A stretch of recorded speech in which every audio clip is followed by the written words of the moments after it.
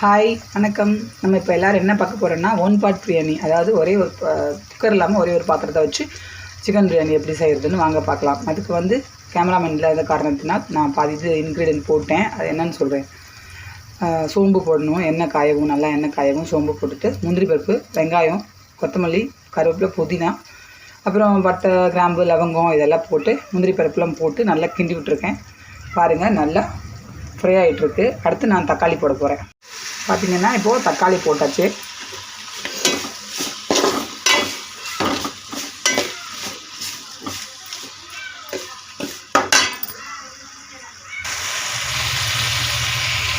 இப்போது அரைச்சி வச்ச இஞ்சி பூண்டு பேஸ்ட்டை கலந்துக்கலாம்.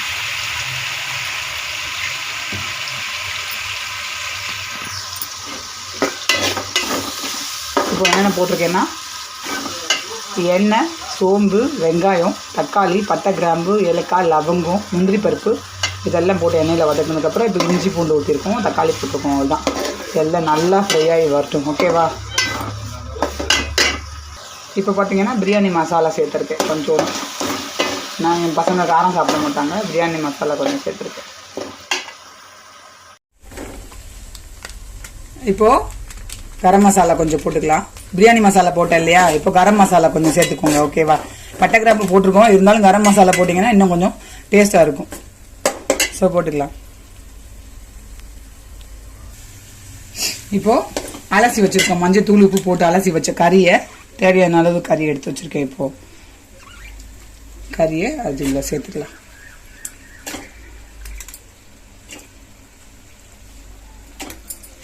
இப்போ நல்லா கிண்டி விட்டுக்கலாம். மசாலா செட் ஆகணும்ல சிக்கனோட சேர்ந்து. நல்லா ஒரு தடவை ஒரு கிண்டி விட்டுட்டு ஒரு 10 நிமிஷம் மூடி வச்சிடணும். அவ்வளோதான். தேவையான அளவு தண்ணி விட்டுட்டு 10 நிமிஷம் மூடி வச்சிடணும். இருங்க, தண்ணி விட்டுட்டு மூடிடலாம். நான் 3 டம்ளர் அரிசி போடுவேன், 3 டம்ளர் தண்ணி ஊற்றுவேன். இப்போ கறிக்கு 1 டம்ளர் தண்ணி ஊற்றினாலே போதும். நல்லா இப்போ மூடி வச்சிடலாம். மசாலா செட் ஆகணும்ல, 10 நிமிஷம் நல்லா கறி வேகட்டும். அது வரைக்கும் வானலியிலே இருக்கட்டும், மூடி வச்சிடணும். இப்போ இந்த டம்ளரில் 3 டம்ளர் அரிசி எடுத்திருக்கேன். ஸோ நல்லா அலசிட்டு ஊற வச்சிருக்கேன். ஒரு 10 நிமிஷம் ஊறணும். ஊறினா தான் நல்லா பொழுன்னு வரும் பிரியாணி. பாஸ்மதி ரைஸ் எடுத்துக்கோங்க, சீரக சம்பா எடுக்கிறனால எடுத்துக்கோங்க. ஓகேவா? நான் பாஸ்மதி ரைஸ் தான் எப்பவுமே பண்ணுவேன், அதனால் பாஸ்மதி எடுத்திருக்கேன். 3 டம்ளர் போட்டிருக்கேன் எங்கள் ஃபேமிலிக்கு. இப்போ ஓப்பன் பண்ணிக்கலாம். நல்லா 10 நிமிஷம் ஆயிடுச்சு.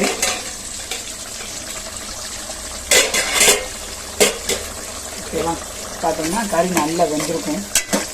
இப்போது இதில் நம்ம அலசி வச்சுருக்கோம்ல பாஸ்மதி ரைஸ், அதை இதோட சேர்த்துக்கலாம்.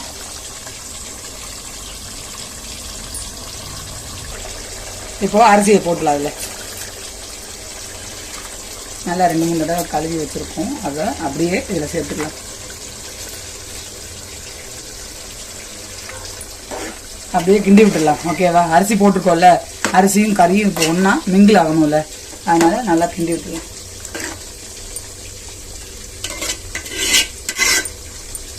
கிண்டி விட்டுட்டு இப்போ தேவையான அளவு தண்ணி ஊற்றிக்கலாம். ஆல்ரெடி ஊற்றிருக்கோம். இன்னும் ஒரு 3 டம்ளர் தண்ணி அரிசிக்கு ஊற்றணும். எல்லோரும் முன்னாடி ஊற்றுவாங்க, நான் எப்பவுமே இப்படி தான் பண்ணுவேன். இப்போதான் புழுன்னு வரும் சாப்பிட்டு. இப்போது 3 டம்ளர் தண்ணி சேர்த்துக்கலாம்.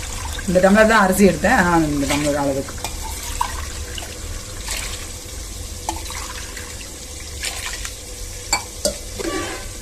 அகைன் ஒருக்கா கிண்டி விட்டுறலாம். திரும்ப ஒருக்கா கிண்டி விட்டுட்டு அப்படியே மூடி வச்சிடலாம். திரும்ப இறக்கும் போது ஒருக்கா கொத்தமல்லி புதினா போடுவேன். உப்பு ஆல்ரெடி சேர்த்தாச்சு.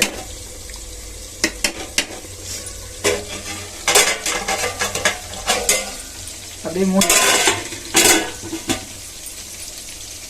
அவ்வளோதான். நீ கம்மிலே இருக்கணும். ஒரு 1/4 மணி நேரத்தில் ஓப்பன் பண்ணி பார்த்ததுக்கப்புறம் நல்லாயிருக்கும் பிரியாணி.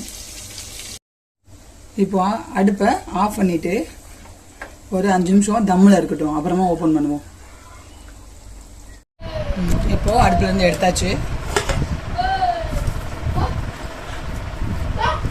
இப்போது செம்மையான பிரியாணி ரெடி.